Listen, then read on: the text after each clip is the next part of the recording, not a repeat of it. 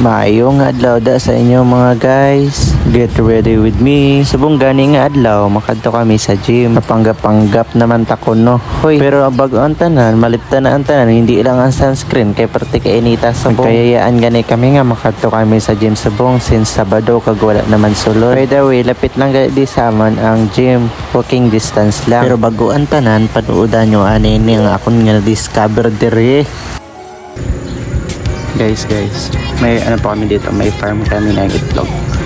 Tingnan niyo.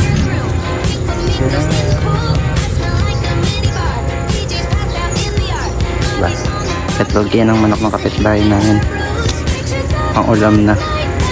O diba, nag-iral naman ang pagkapasla.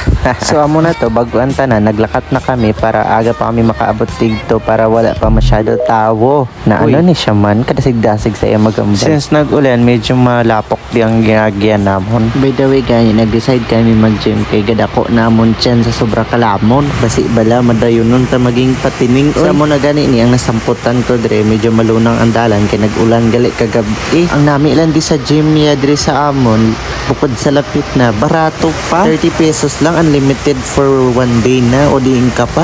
Sa lingkod gani kay damo tuwig basi bala may haluan pa. Pero bago ang tanan, lapit na kami. Hari na gani nakaabot na kami dire kag syempre mag-exercise ari pasi mabalda ta.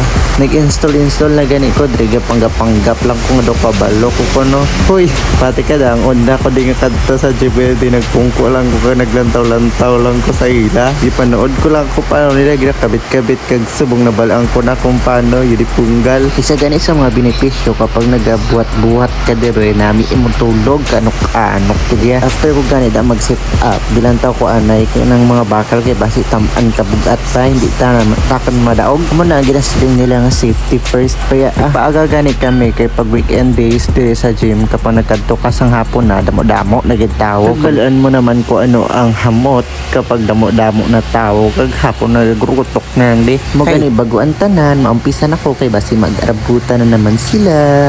Bye-bye anay te kay mapanggap-panggap tadi anay be.